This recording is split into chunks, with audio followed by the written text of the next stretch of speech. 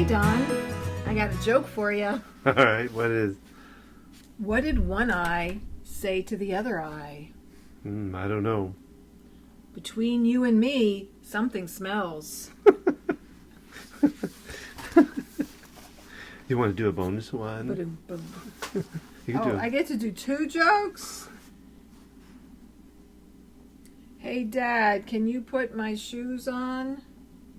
Dad says, I don't think they'd fit me. All right, this is another. Oh, there's another one. Oh. I tell dad jokes, but I have no kids. I'm a faux pas. Okay. Let's just tell jokes all day. I'm in that kind of mood. I need jokes today. So what are we discussing today, Don? We're here for, this is Don, And Gina. the Focus Healthy Family, and we're doing another Tuesday Tips.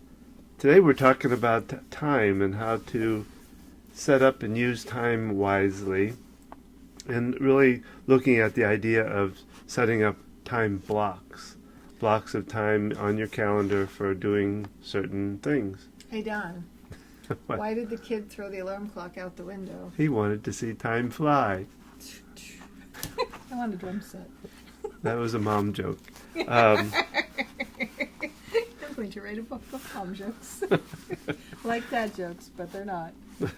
They're good. No, Or they're not. worse. Well, the book is the good, bad, and terrible The good, the dad bad. jokes. Yes, we're quoting dad jokes, The Good, the Bad, and the Terrible by Jimmy Niro, N-I-R-O. We'll have to share on the podcast. Yeah, to so give we'll credit. give him credit for coming up with some great jokes. So anyway, we're talking about blocks of time and how to use them so that I like to look at it as it sets time where you know you're going to do something. That way you can plan out better. What I do know is that they have to be flexible blocks of time so that you don't lose that block of time, but it just moves to different times to if you have something come up in your schedule. But So if you want to spend an hour a day writing, you want to spend an hour a day working on a project with your kid or helping them with homework, you want to spend an hour a day exercising, you have these blocks, and then if you need to shuffle them around.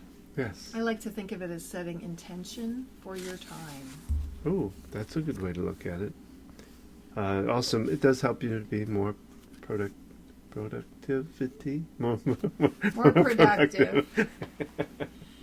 But I don't want to talk about productivity because it just takes me to the healthcare world. So let's not use that word. Well, and to know that it's more efficient use of your time. There you go. Well, and that it's not just for work or project. It could also be a good thing to have set up for play. Self-care time. And self-care time, yes, exactly. I saw something this morning, I think it was on Facebook, an article about this father has, I think he called it coffee break with his child before he goes to preschool.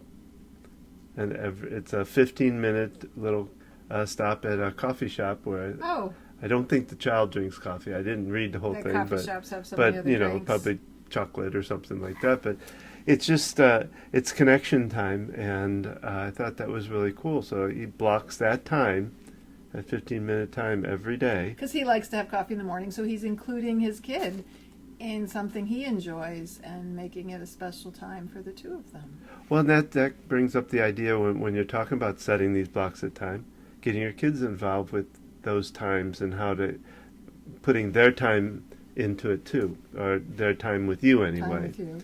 And once again, being an example for things we want our children to learn is the best teacher. So by them seeing that you're doing this with your time, and you can help, no matter what their age, you can help incorporate these ideas into their life, and it can look very differently, right, Don? Yeah. You use a calendar planner book, and you very linear way of thinking about things and doing things in a step process. And if I make a long to-do list, it kind of shuts me down. Well, I have learned not to make long lists, though, because I used to have like a legal pad filled every day with stuff to do, and it just works against you because you can't always. I couldn't get them all done, and so at the end of the day, I'd say, "Oh, I didn't get anything done." Versus now, I shortened that list to 3 or 4 things, maybe. I guess that's where you learn to have flexible, because before kids, you'd have blocked out time. You did this, you did this, you did this. And when you got kids living at home, that you're homeschooling, kids with special needs. Yeah, it's hard to do that. A wife so you have who's to not very systematic.